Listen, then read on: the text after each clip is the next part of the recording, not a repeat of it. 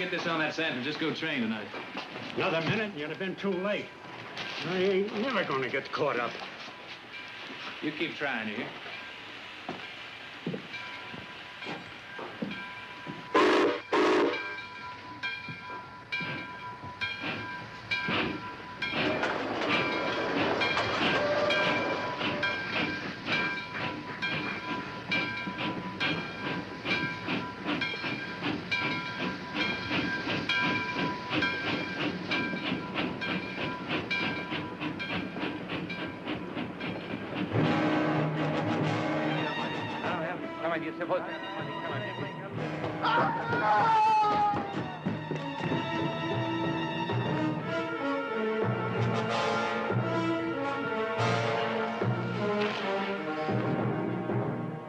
Colonel Ashby.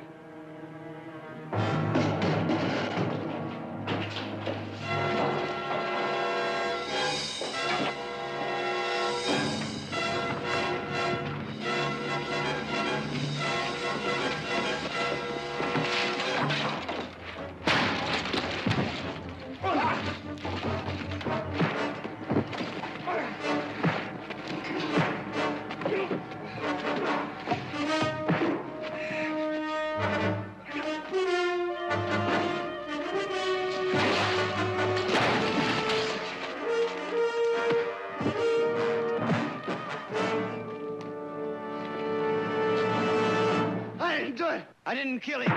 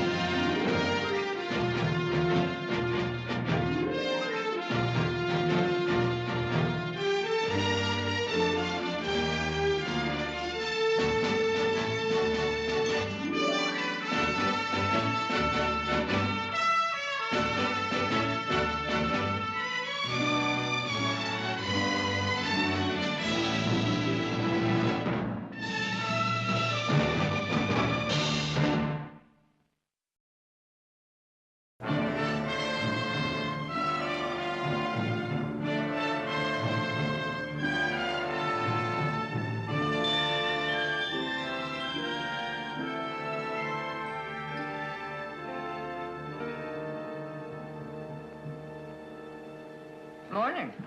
Good morning. Morning. Good morning. You ready to go back to work now? Barley's heading out. Alfalfa's ready to be cut. 16 colts just waiting to be broke. I do hope you can spare us a few moments of your time. Well, I'm ready. I'd sooner clean out the stables than testify at that inquest anymore. Then it's all over. They brought in an indictment of first-degree murder last night. It's all over but the hanging. Corby Kyles for Colonel Ashby.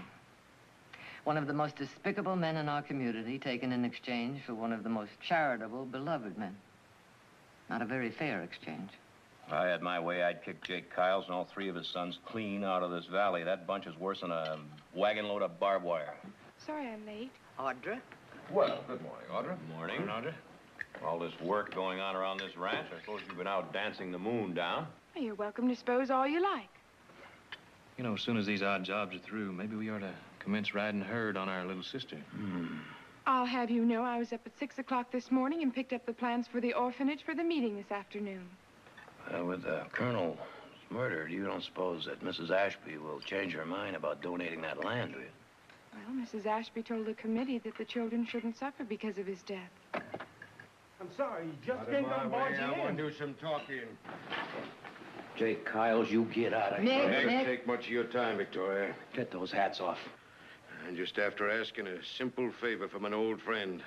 Never asked the Barkleys for nothing before except to be left alone. That's the way we've been with everybody in this whole valley. Up till now. All right. What favor can we do for you? I've been all over town. Ain't a lawyer anywhere who'll even touch my boy's case. They're either afraid of Ashby's name or mad at Kyle's. Jared, he ain't afraid. He's pretty fair with them legal speeches. I'd like to hire him on. You willing? Now, Jake, you think about the reasons those lawyers turned you down. It's probably because they don't believe your son's plea that he's innocent. 'Cause ain't a one of them will even listen to his side. Jared, you're my last hope. I wouldn't have asked you neither if it weren't for the fact that your daddy and me came to this valley together. A member of my family is the prime witness against your son. I thought of that, too. But it ain't as if he's a real member of the Barkley family. Nick. Now, Jake, I'll try and overlook that remark. But you understand this. I'll not accept your case. You're always yapping it up about justice. But when it comes to action, you're like all the rest of them do-gooders do nothing. I'm telling you, the real knife stickers in this town are the high and mighty mucky-mucks like the Bartlett's. Jake, that'll be enough. Now, you heard Jared's answer. Don't make it any worse. All right, you see to it he keeps his nose out of our business. And see that he don't tell any more lies about my own son. Mr. Cowles, I don't take to anybody calling me a liar. And I'm telling you, you're testifying against Colby makes you one. Get out. Get out of here, Jake, before we forget you're an old man. Now move. Come on, Paul.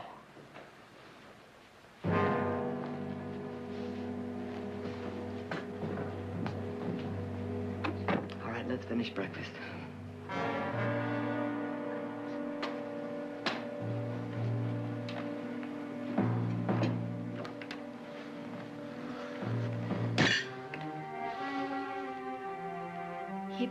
I'm sorry for what he said.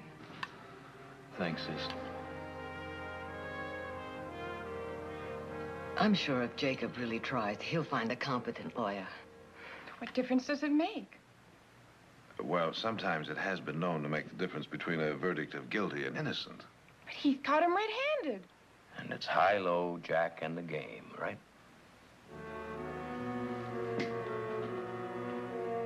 Right.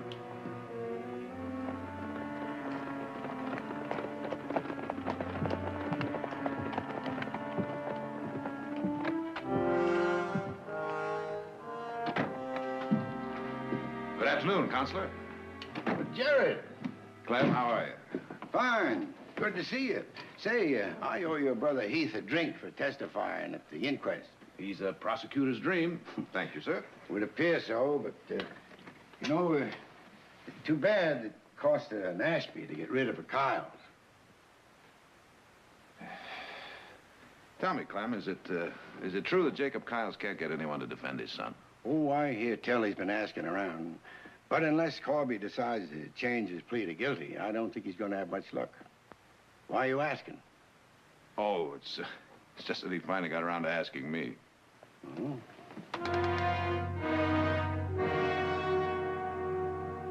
No, sir. Never a Kyle set foot in this shop. Them so shaggy-eared, they ought to pay double dog taxes. I ain't complaining. I wouldn't want to dull my shears on any of them. Colonel Ashby. Well, they broke the mold when they made him. It was a grand funeral. I shaved him. Quick hanging would be a community service. Set a simple black-tongued example for the rest of them. You ought to hamstring the whole crew of them. Ought to tie 'em up in a cave, clean 'em out once and for all from the land of civilized people. The only thing, hanging won't bring the colonel back. But at least he wouldn't be able to kill anybody else, that's for certain. Nice talking to you, Slim. Thank you, Miss Barkley. Been nice talking to you. Next. Kyles are a menace to our community. The record shows a history of 14 individual arrests during this past year alone. Corby Kyles himself has been charged with drunkenness, destruction of private property, conspiring to defraud, assault with a deadly weapon, and now we know him to be the lowest of all human beings, a murderer. Don't you think this editorial is just a little prejudicial? You call it prejudicial. I call it the truth. Tell me, George, are all writers so emotional? Or is it just that lawyers are too objective? Jared, I don't understand you. Your own brother is living proof of Kyle's guilt. Oh, I'm well aware of the case against it. I just wonder if you'd print anything for it. Hello, Audra. Well, who are your little friends? But these are some of the children whose parents were lost in the epidemic. I'm taking them over to Mrs. Bradshaw's house. There's just no room in the old orphanage. Children, why don't you go on to Mr. Perkins' store and tell him I said to give you each a licorice stick?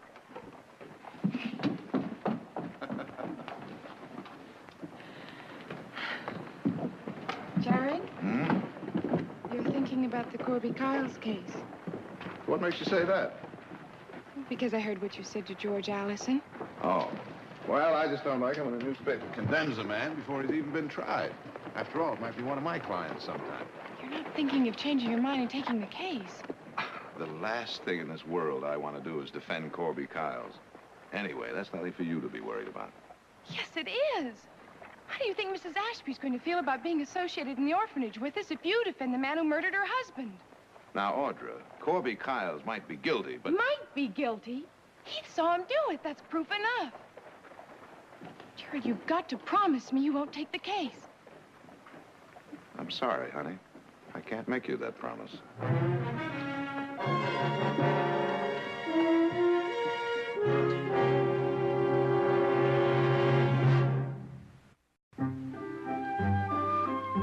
Now you see what I've been doing all year. The new orphanage is going to be as perfect as I can get it. Here are the sleeping quarters, and this is the infirmary we're giving the money for. The pantry, the kitchen, the dining room. What else do these kids do besides eat? They wash and dry dishes. Well, I wouldn't think they'd have time between meals. Oh, don't you worry. They study harder than most children. All right, I'm sold. Anything I can do, you tell me.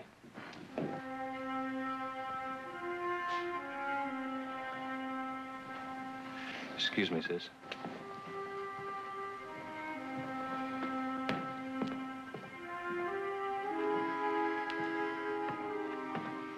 Well, you're home early. Town lost its charm. No, town's fine. Well, Audra seems to think you're going to commence a war against her. Audra jumps to conclusions. Jared, if you knew a man was guilty, would you defend him? Only to save his life by pleading for mercy. Especially if there were extenuating circumstances. But if he claims he's innocent? Well, that would depend on whether I could believe him or not. Do you believe Corby Kyles killed Colonel Ashby?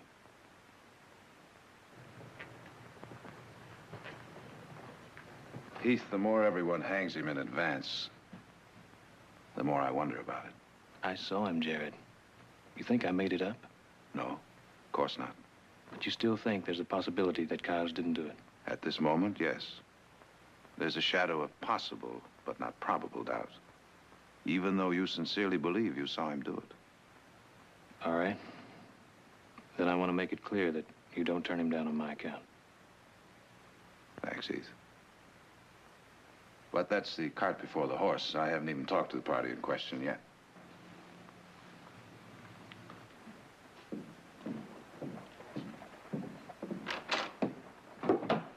Morning, Fred. Well, I see they're keeping you busy. No, they ain't. And that's what I like about this job. What can I do for you, Jared? I want to see Kyles. What do you want with him? Maybe offer to draw up his will. Can I see him? Come on ahead and waste your time. You ain't got nothing worth leaving as far as I can see. Kyles, you got a visitor.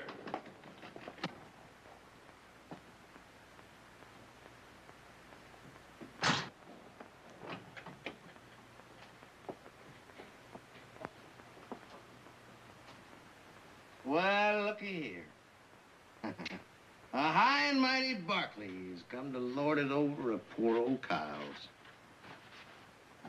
Well, I didn't bow for your brother, and I ain't gonna bow for you, and I ain't gonna bow for nobody else in this coyote town. And I'll tell you something else, mister. I'm gonna gnaw your hanging rope into, and I'm gonna come and get you. And your brother, and that stinking sheriff, and everybody else that's a-crowing over me right now. You refuse to testify at the inquest. Does that mean you're going to plead guilty?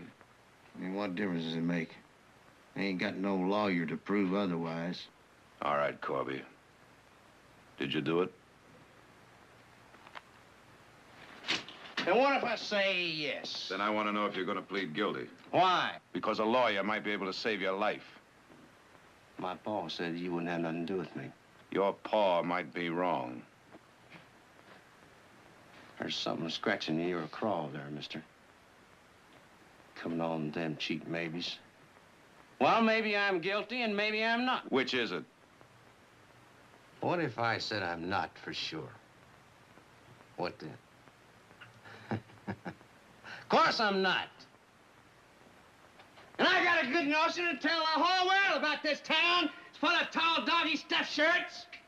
They know when I'm around, good as the Kyles. And believe me, mister, I've seen both sides of it. Corby, if I thought you'd level. You Barclays, you ain't got enough to railroad me. So you come here to shut me up, huh? I came down here to consider your case. Now, if you don't want even that, then at least I've satisfied my conscience that I tried. Well, hold on a minute. Keep shirt on. I mean, hog, dog, or devil, I got to have me a lawyer.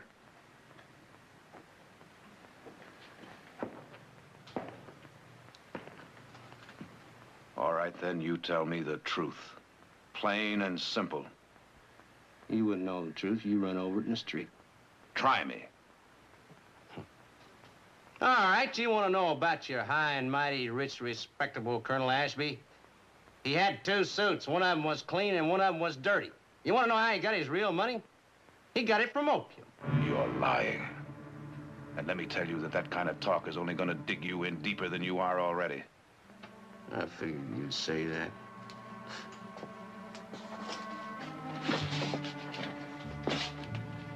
Colonel Ashby was the middleman for the whole of Central California.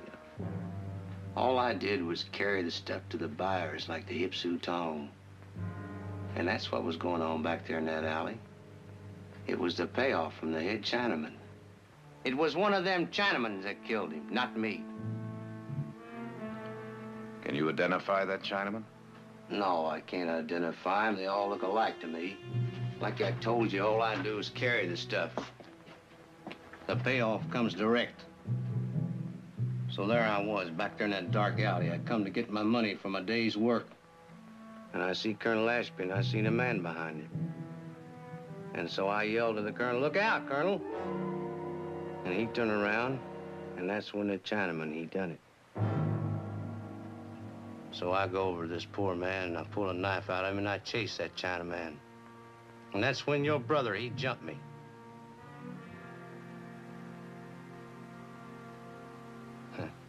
Oh, what's the difference? You ain't gonna believe me, 'cause I ain't nothing but a Kyles.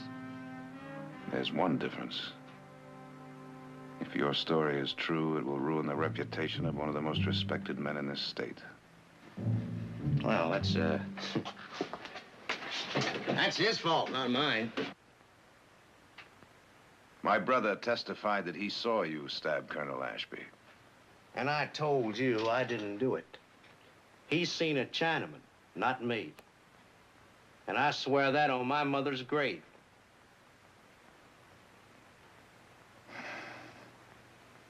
Your story is so bad, I'm almost tempted to believe it. Well, thanks, Jared. Don't you ever call me Jared.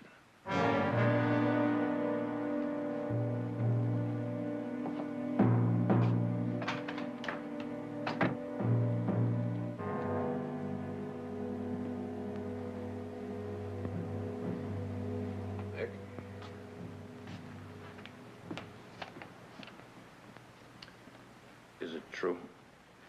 What? You're gonna defend Kyles? No. But it's true I'm thinking about it. You're gonna think yourself right into a hole, brother. The more you think, the deeper you're gonna get. No, Nick, I'd say it's more like treading water. Looking for a bottom that should be there, but isn't. Well, I just don't see feeling sorry for Kyles. They came here with the same chances our parents did. The same kind of land, and enough land to keep 3 boys out of the trouble that they're always in. Look, why don't you give some of that good advice about how to run their place to them? Because it's none of my business giving advice to people that don't want it. Jared, how long has it been since you've been out to Kyle's place? A long time. Why? Well, why don't you take a ride out there? Maybe you can find that bottom you're looking for.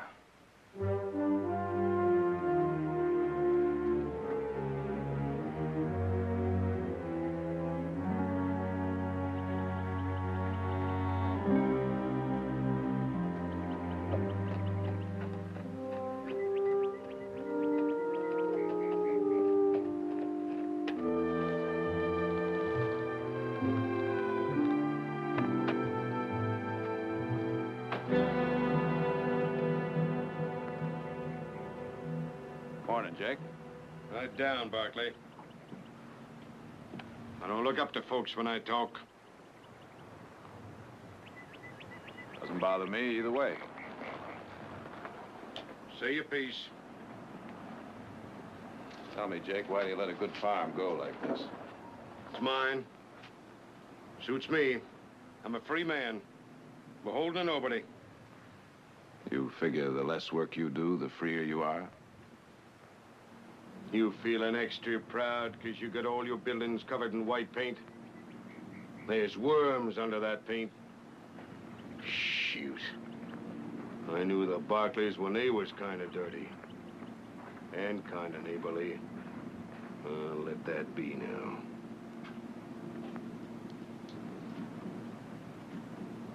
Morning, boys. But you didn't come all the way over here just to insult me. Maybe you came over to tell me your so-called brother decided against testifying. No, I'm afraid not, Jake. I just came over here to see if you're having any better luck getting a lawyer for Corby. None. You all are the same stripe. Soon as one of you hears a Kyle's within 18 miles of a crime, you right away figure it's him what done the dirty work.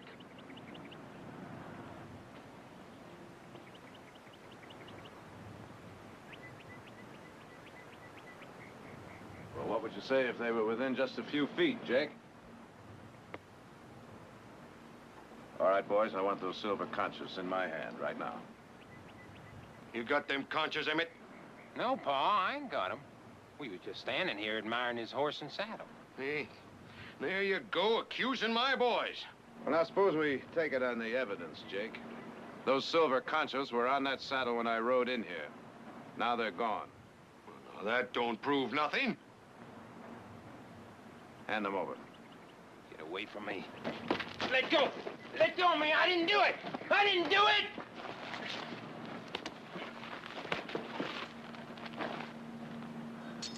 Oh. Seems what everybody says about this family is true. You've never known an honest day's work or an honest dollar. Just a minute, Barkley. You don't seem to know a joke when it's played on you. Corby, a joke, too? Hold on now. Takes a brain like a slippery water snake to blame Corby for them boys' foolishness. Besides, Corby's my burden, not yours. And you seem to be doing everything in your power to keep it that way, Jake.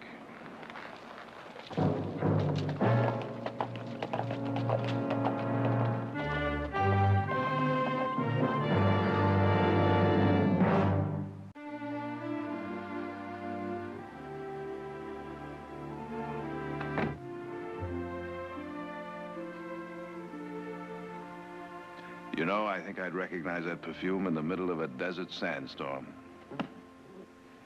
My, you look as lovely as summertime itself. Thank you. What brings you to town? Oh, the place to discuss law is in the lawyer's office, not at a breakfast table. Very well, madam. Would you please state your legal problem? Jared, there's nothing in the law that says a lawyer has to defend any special person. I mean, a lawyer has the right to refuse the case if he so chooses. If he has a good enough reason. No, there's nothing in the law that mentions he has to defend any special person. But when a lawyer takes his oath, he swears to defend justice and the Constitution. Audra says the committee believes that Mrs. Ashby will change her mind about giving the land to the home if you defend Corby Kyles. Yes, I've heard that. But in theory, that should have no bearing on the case. If you do take the case, that means you will attempt to discredit Heath's testimony. If I take the case.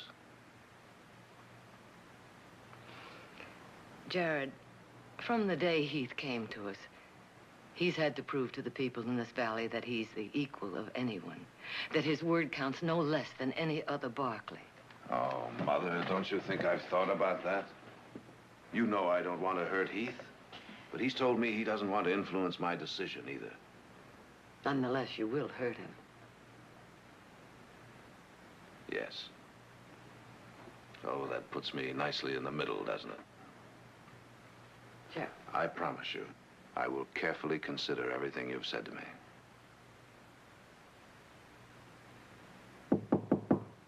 Sorry to interrupt, but I think you'd like to know that the judge requested Matt Cooper to defend Kyles, and Cooper agreed. Are you sure of that? Yes, sir. Well, amen to that problem. The usual tempest in the teapot, hmm? I'll see you at dinner. Well, I must say I admire your courage, Matt. Well, thank you, Mr. Barkley, but I'm not really sticking my neck out. You see, the judge promised to send a personal note to Mrs. Ashby explaining the court's position in having to assign a lawyer when the defendant couldn't get one, and my obligation to accept the assignment. Still, you could have found an excuse to get out of it. Well, since the judge protected my future, I was glad to get a chance at the experience. Well, I admire your honesty. Good luck, Matt. Mr. Barkley, losing this case, do you think that can hurt my career? Not if you do a good job. What makes you think you're going to lose it before you've even begun your preparation? Well, I talked to Kyles. He's guilty. You can see it in his eyes. He's a killer.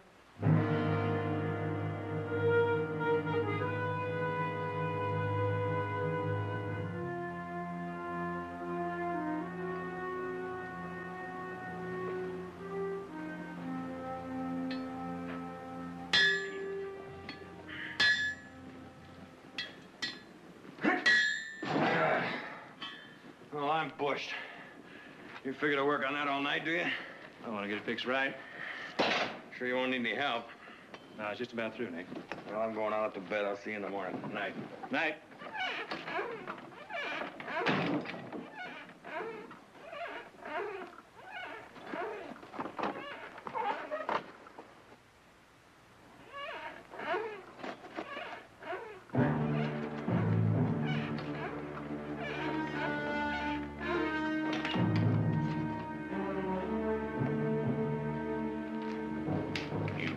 Right there, boy.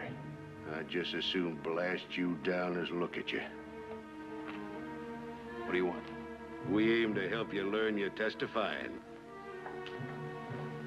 I don't need any help. Maybe you best just say you was minding your own business the night Ashby got himself killed. Yeah. You couldn't see who it was anyways, could you? I could see.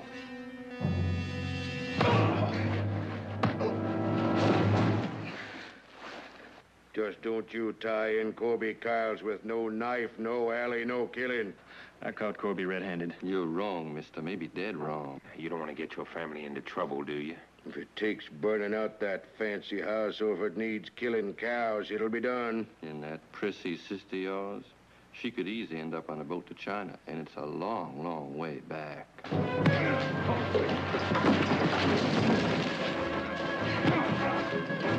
Bust you! Here. Hit him again, Allen.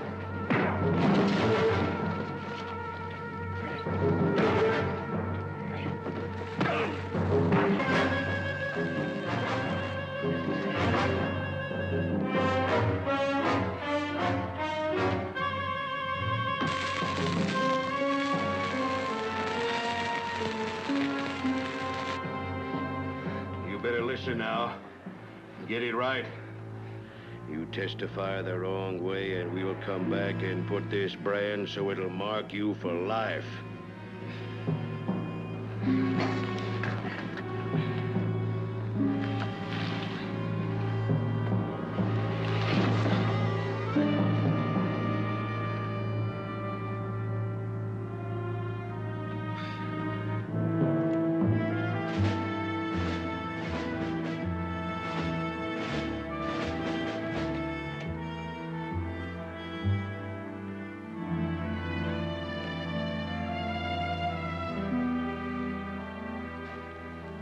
What happened?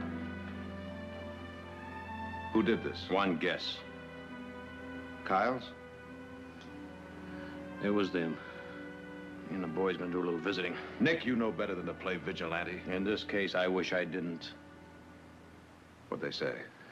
They threatened the whole family if I testify against Corby. I see.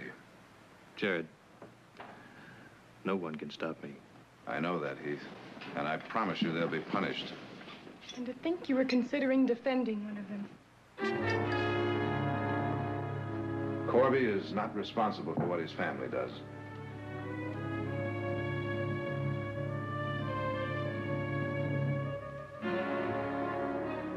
I'm taking the case. You can't. No. I thought Matt Cooper... He was. But what chance does a man have when his own lawyer is convinced he's guilty?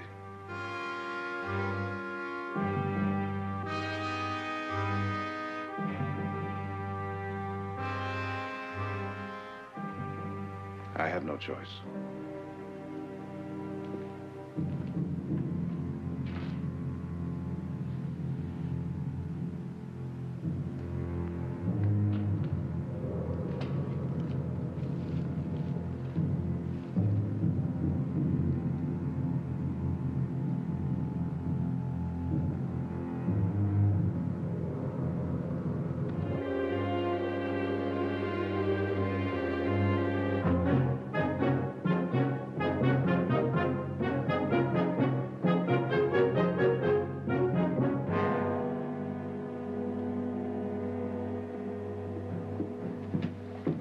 Jared, can you tell me why one of our leading lawyers has taken it upon himself to go against the best interests of the town, his family, and himself? Well, now, George, I'm happy to learn you're still talking to me. After some of your recent editorials, I was beginning to wonder. Or is it maybe, now that you've gone over all the evidence firsthand, you're going to advise your client to plead guilty tomorrow? Maybe. And maybe since I have gone over the evidence firsthand, I've uncovered a few facts that even your newspaper didn't know about.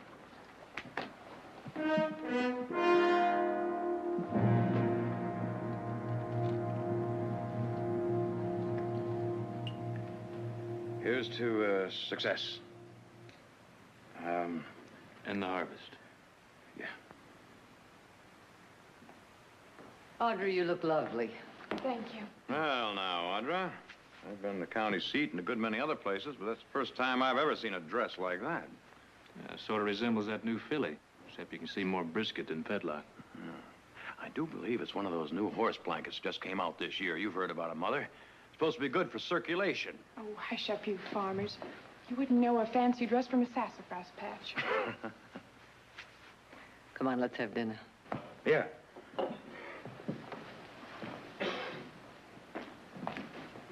Any word from Jared? No, not a word. I wonder where he is. Excuse me, Mr. Nick, but Mr. Luke told me to tell you the time has come. Uh-oh, Cedar Bun's coming full. Excuse me. You're going to hold her hoof, Nick? Something like that. Well, I'll bring you a roast beef sandwich. Thanks, Heath. Nick? Karen? Sorry I'm late. Sharon?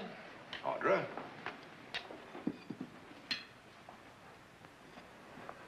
Heath? Okay.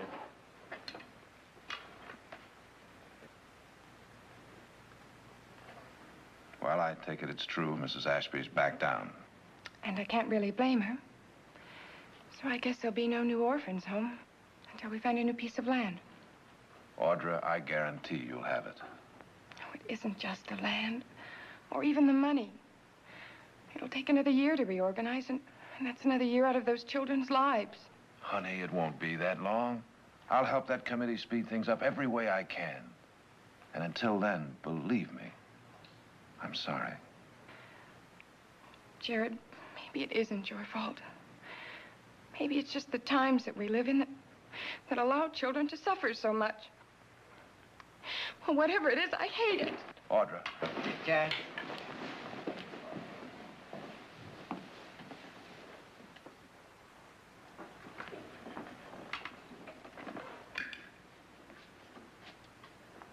Needless to say, I'll be glad when this trial is over. You think you got a chance, Jane? Good one, based on what I've got. Only I've heard that Green has a surprise witness. That worries me.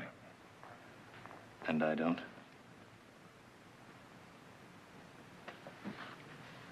Heath, you understand that when a lawyer takes a job, he does it any way he can. No holds barred. So that means if you can, you're going to turn me upside down and inside out. That's what it means.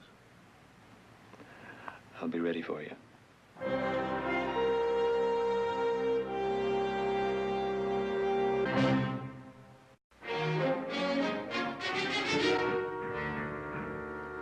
Your Honor, I intend to prove beyond the shadow of a doubt that Colonel Ashby could only have received a fatal wound in the hand of the defendant.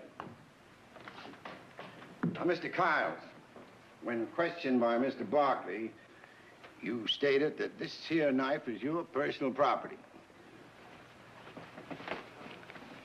Yeah, that's my knife. I made that knife myself. And this knife belongs to you too, doesn't it? I told you that that's the knife I pulled out of Colonel Ashby's stomach before I chased the Chinaman that stabbed him. In your testimony, Mr. Kiles, you said you wouldn't own a knife like this. Now, why should we believe you? Can I show you something?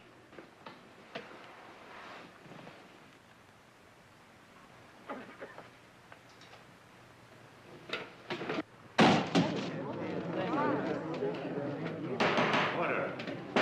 Order. Order in this courtroom.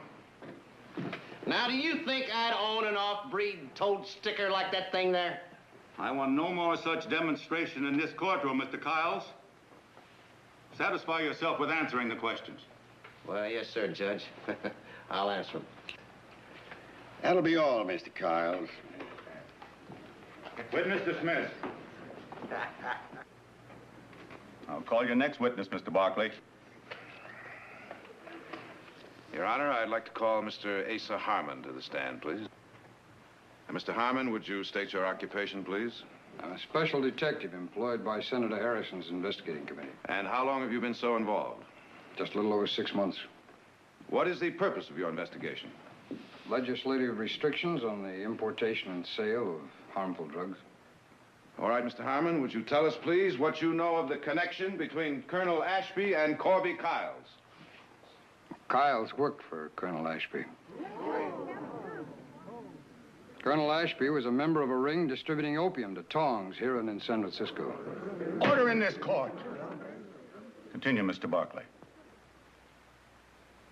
Mr. Harmon, are you saying that Colonel Ashby, a man of spotless reputation, was involved in the narcotics traffic? Now, he was more than just involved. Colonel Ashby was one of the prime movers. And according to your information, how long was he involved in this trade? Objection!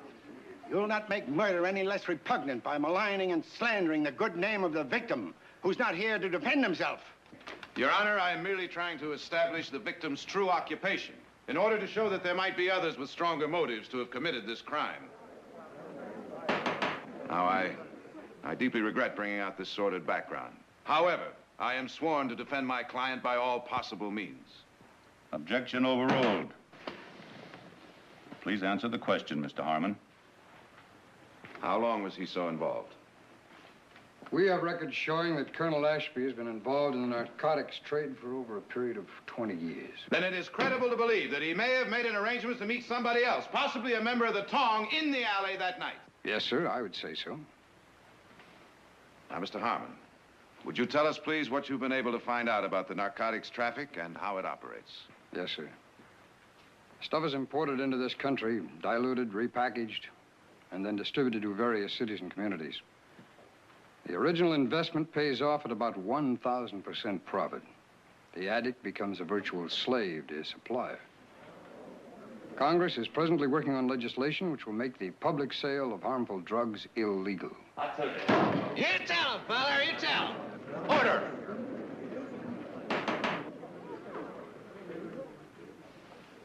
Thank you, sir. No further questions. You wish to cross-examine Mr. Green? Thank you, Your Honor. Not at this time. That'll be all, Mr. Harmon, and thank you. You're dismissed.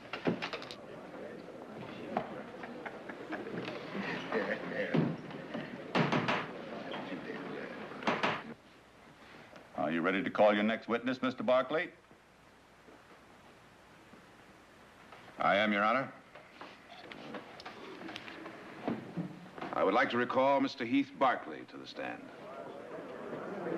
Court recalls Mr. Heath Barkley to the witness stand.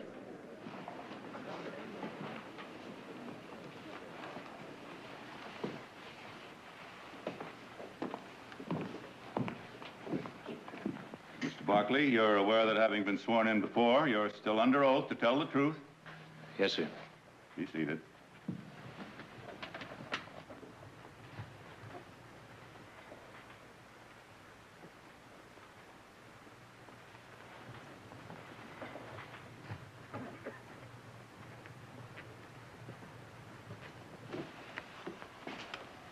Mr. Barkley, according to your testimony earlier in this trial, you stated that the quarrel you heard from the alley sounded like such a critical matter that you felt you should interfere. That's correct. You further stated that upon entering the alley, you saw two men fighting in the shadows, and that when you came close, one man ran away and the other slumped and fell from a knife wound in the abdomen. Is that correct? That's right. Can you tell me the location of the nearest street lamp to that alley? Street lamp? No. According to my measurements, it's 87 feet away. Over 30 feet from the entrance to that alley. Now, from that distance, that lamp couldn't shed enough light in that alley for a man to see his hand 1 foot in front of his face. And yet you state that you clearly saw Corby Kiles. He was in the shadows, but I know it was him. Even in the shadows? That's what I said. Now, Mr. Barkley, would you please tell us again everything that happened up to the time just before you entered the alley? I was walking along and the headlight from the San Francisco Limited passed over me.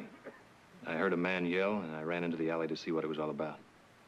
Even though it was dark, I could see in the shadows clearly enough to know that it was Corby Kiles who ran. And Colonel Ashby who'd been stabbed. You're sure? I am. Sure enough to put a noose around the defendant's neck? Yes, I got no reason to lie. I'm not suggesting you're lying, merely that you're mistaken when you state that you clearly saw Corby Kiles running away.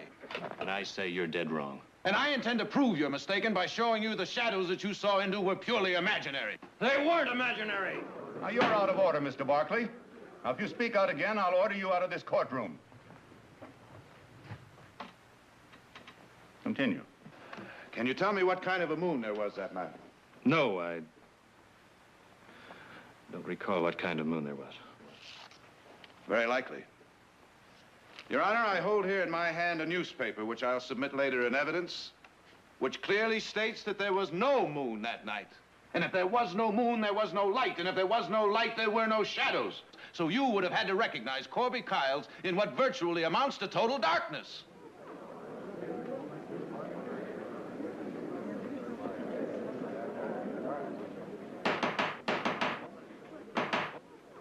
Now, I submit to you that this is really what happened. From the sounds you heard in the alley, it was clear to you that somebody had stabbed Colonel Ashby and run away. Now, you chased after that man in the total darkness, and you stumbled on Corby Kiles. And putting his reputation together with what had happened in the alley, you assumed that it was Corby who had done the stabbing. Now, having assumed that much, your imagination took you one step further. It led you to believe that you saw more in that dark alley than it was humanly possible to see. Now, I'm going to ask you one more time. Are you absolutely sure it was Corby Kiles you saw and that it could not have been somebody else?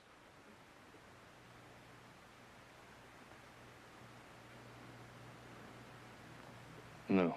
I guess I'm not sure after all.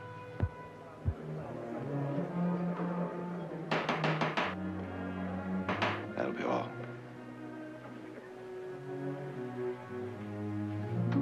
Any further questions, Mr. Green? None, Your Honor.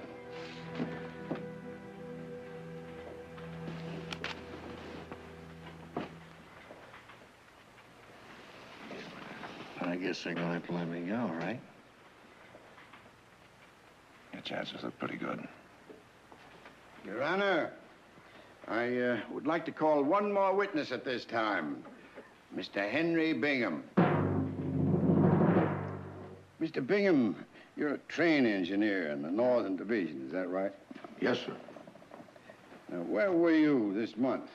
On the night of the 15th at 11:30 p.m.? I was just heading number 9 out for San Francisco. I was a couple of minutes late. Did you know Colonel Ashby? I'd seen him up and down the line for years. Now, Mr. Bingham, would you please tell the court in your own words exactly what you saw that night as your train left the station? Yes, sir. I just cleared the last switch and was watching ahead. And straight into the light of my engine, I seen these two men fighting in the alley. Well, now, how long did the light from your engine shine on the fight? Couldn't say for certain, but it was long enough to see them both clear. Well, go on, Mr. Bingham. Tell us, who did you see? The one that was well-dressed I recognized right off as Colonel Ashby. The other one I recognized at the same time. What was the other man wearing? Farmhand dress is the best I can tell you. Well, now, Mr. Bingham, I can readily understand how you might have recognized Colonel Ashby right off, but how can you be so sure of this other man? I saw his face real clear, and I'd know his face from any other in a second. Oh, well, now, why is that? I'd seen him many times hanging around the station when I was changing trains. Never knew his name, but I'd never forget his face. Mr. Bingham, why is it taking you so long to come back here to testify? When I read about Heath Barkley catching him red-handed, why, I figured it was cut and dried, without my having to come down here to say my piece. Then I read about the trial going on, and I sent the telegram. Could you make him shut up? Could you make him shut up? Mr. Bingham, about the man you saw that night fighting with Colonel Ashby in the alley. Is he, here in the courtroom? He is. Would you, point him out, please? I'll kill him. I swear to you, I want to kill him. That's him. The man you call Corby Kyles. He didn't do it. He didn't.